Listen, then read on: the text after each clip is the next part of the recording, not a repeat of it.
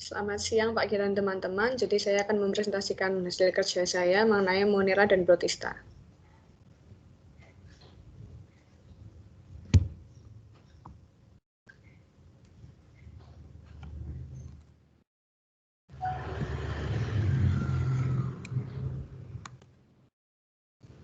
Kita akan masuk ke Monera. Jadi Monera ini merupakan organisme mikroskopik, yaitu organisme yang sifat ukurannya ini sangat kecil dan atau mata telanjang, sehingga kita memerlukan alat bantu berupa mikroskop.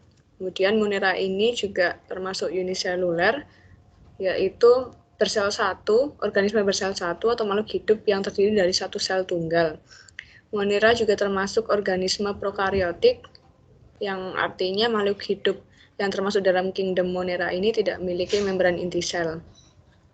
Kemudian Monera memiliki habitat pada kondisi lembab dan hidup secara soliter maupun berkoloni, di mana soliter ini artinya hidup secara menyendiri atau sepasang tapi tidak secara berkelompok. Kemudian Monera memiliki organel yang terikat membran dalam jumlah yang sedikit dan termasuk heterotropik atau autotropik, di mana heterotropik ini berarti beberapa organisme dalam kingdom Monera tidak dapat membuat makanan sendiri dan hanya dapat bergantung pada organisme lain dan biasanya tumbuhan. Untuk autotropik sendiri merupakan organisme dalam kingdom Monera yang dia dapat membuat makanan sendiri dengan bantuan energi seperti cahaya matahari dan kimia, dan biasanya termasuk autotropik ini merupakan organisme yang memiliki sifat mirip dengan tumbuhan. Sedangkan yang heterotropik tadi biasanya memiliki sifat sebagai memiliki peran sebagai konsumen tingkat 2 dan seterusnya. Kemudian dari kingdom Monera, reproduksi dilakukan secara aseksual maupun seksual, di mana aseksual dilakukan dengan pembelahan binar atau bertunas. Pembelahan binar ini merupakan proses reproduksi yang melibatkan pembelahan organisme bersel satu menjadi 2 sel individu baru yang nanti masing-masing akan memiliki nukleus sendiri. Kemudian reproduksi seksual dilakukan dengan konjugasi, yaitu peristiwa transfer bahan genetik dari satu individu kepada individu lainnya. Kemudian Monera tidak memiliki membran nukleus, memiliki dinding sel yang kaku, dan tidak memiliki inti sejati, oleh sebab itu disebut dengan organisme. Dan material-material genetik pada kingdom Monera ini terdapat pada suatu daerah yang disebut nukleoid. Kemudian Monera bergerak dengan menggunakan flagel, dan berdasarkan ada tidaknya maupun jumlah flagel yang ada pada tubuhnya dibagi menjadi 5. Ada atrik, monotrik, amfitrik, lofotrik, dan peritrik.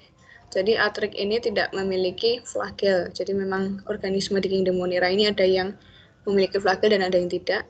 Kemudian ada monotrik yang memiliki satu flagel pada salah satu ujung selnya, entah di depan atau di belakang. Kemudian amfitrik ini memiliki flagel pada kedua ujung, yaitu baik di depan maupun di belakang. Lofotrik memiliki banyak flagel pada salah satu ujung tubuhnya, jadi baik di depan maupun di belakang, baik di depan atau di belakang memiliki lebih dari satu flagel. Dan yang terakhir, peritrik ini memiliki banyak flagel pada seluruh permukaan tubuhnya. Jadi flagel-flagel ini dapat ditemukan di sekitar tubuhnya, tidak hanya di depan maupun di belakang.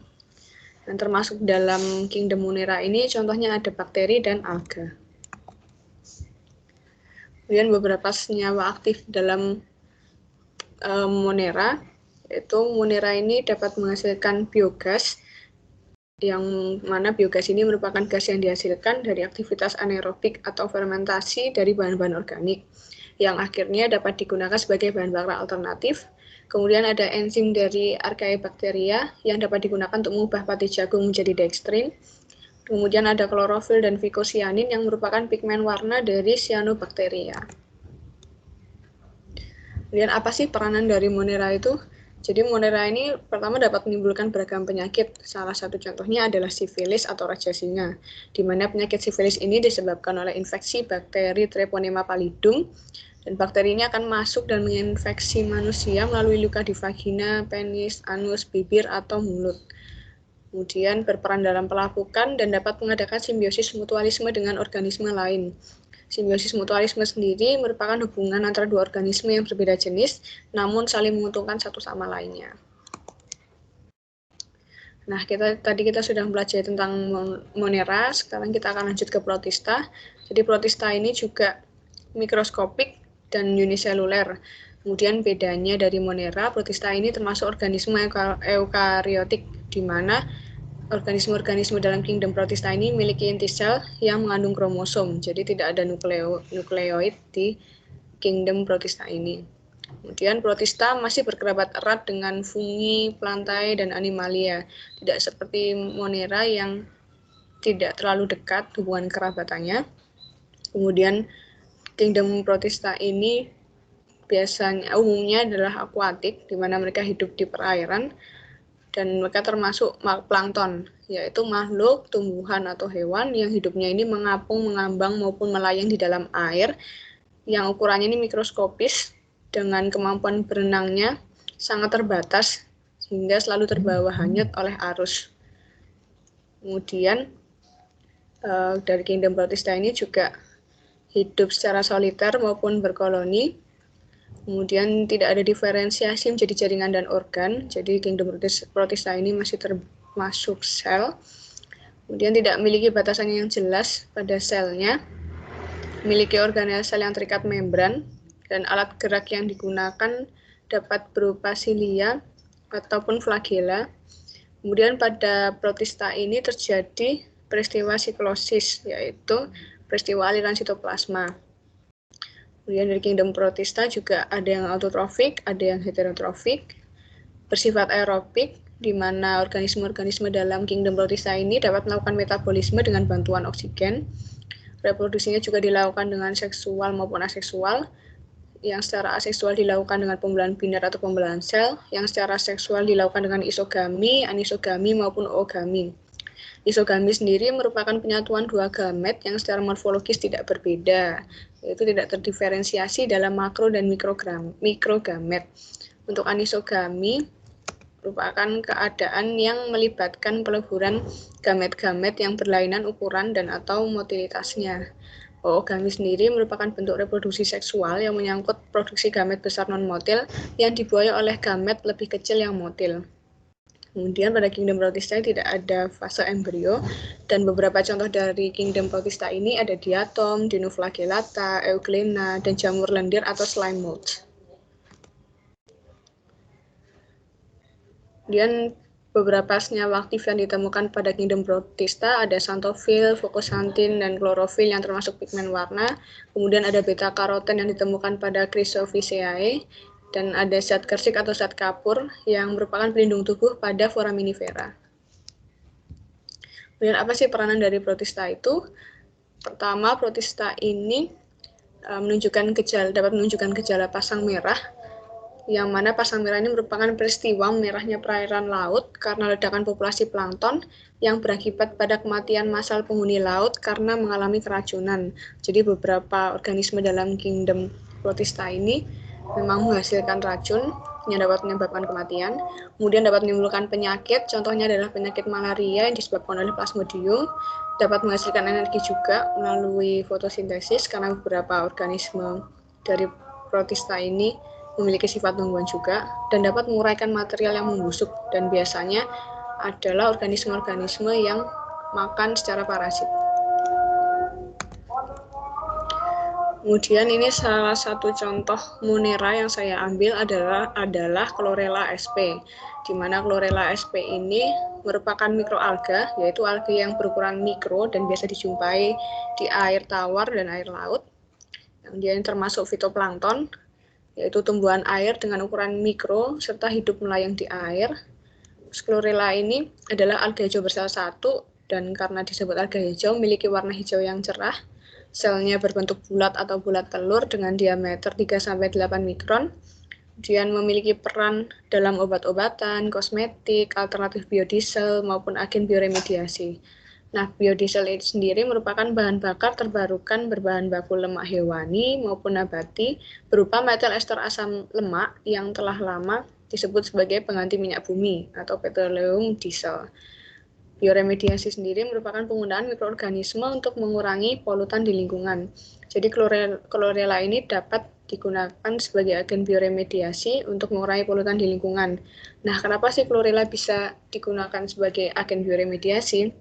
Karena klorela ini membutuhkan logam berat, di mana logam berat ini akan menjadi logam esensial untuk proses metabolisme klorela SP. Dan di perairan umum biasanya ditemukan pada air laut maupun air tawar, kemudian dia tidak beracun dan bergizi tinggi sehingga dapat dikonsumsi.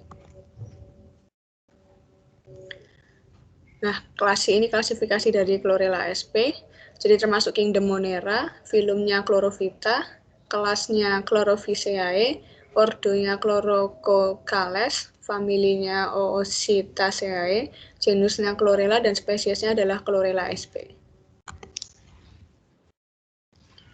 Ini beberapa manfaat dari Chlorella sp.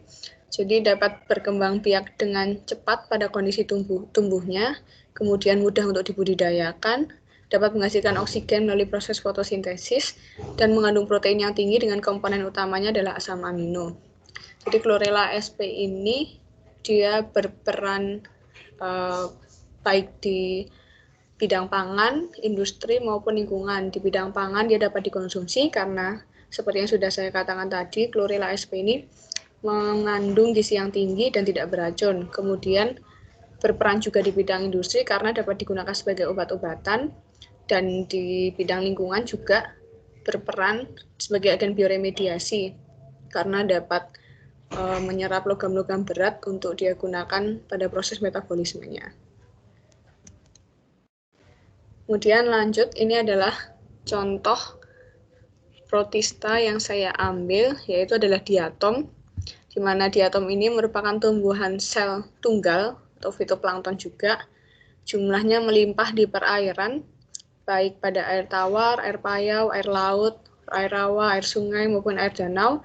Tapi selain itu juga ada yang hidup di terestrial dan permukaan sedimen, di mana terestrial ini artinya terkait dengan tanah atau permukaan tanah, dari kata terra yang artinya tanah, berarti dia hidup di daratan ya, dan permukaan sedimen. Kemudian ukurannya sendiri berkisar antara 5 nanometer sampai 2 mm. 5 mikrometer sampai 2 mm. Kemudian diatom ini bersifat bentik, yaitu hidup di zona pantai bersubstrat keras sampai dengan substrat halus seperti lumpur dan pasir. Dan diatom yang hidup di zona pantai ini biasa disebut dengan kelompok diatom bentik. Kemudian diatom dapat membentuk koloni atau sel tunggal dengan dinding sel dan warna pigmentasi yang khas di antara mikroalga lainnya, dan mempunyai gelatin yang digunakan oleh diatom untuk melekat pada substrat.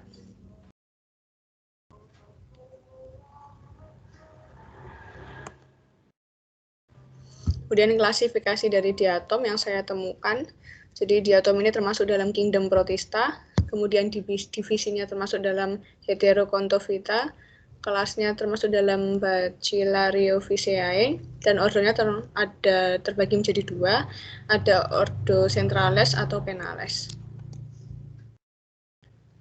Kemudian ini manfaat dari diatom, jadi berperan dalam proses fotosintesis, kemudian penyumbang produktivitas primer bagi organisme heterotrof dalam rantai makanan selanjutnya di lingkungan bentik, kemudian sebagai bahan penggosok, isolasi dinamit, campuran semen, dan dapat digunakan sebagai penyerap nitrogliserin pada bahan peledak. Nah, produktivitas primer sendiri merupakan laju produksi bahan organik melalui reaksi fotosintesis per satuan volume atau luas suatu perairan tertentu, yang dinyatakan dengan satuan mgc per M⁻³ per hari atau G M⁻² per tahun, atau kecepatan penyimpanan energi potensial oleh organisme produsen melalui proses fotosintesis dan kemosintesis dalam bentuk bahan organik yang dapat digunakan sebagai bahan pangan. Kemudian untuk nitrogliserin sendiri merupakan larutan yang mudah meledak, dia berminyak dan tak berwarna serta berat. Jadi diatom ini dia berperan dalam bidang lingkungan dan industri, karena pada bidang industri dia dapat digunakan sebagai bahan penggosok, isolasi dinamit, campuran semen, dan sharing pada bahan peledak. Untuk di bidang lingkungan sendiri, diatom berperan dalam proses fotosintesis dan penyumbang produktivitas primer bagi organisme heterotrof dalam rantai makanan. Jadi, diatom ini dapat berfotosintesis dan menghasilkan energi dan akhirnya dapat dikonsumsi oleh organisme lainnya. Berikut adalah sumber-sumber yang saya gunakan. Sekian dari saya, terima kasih.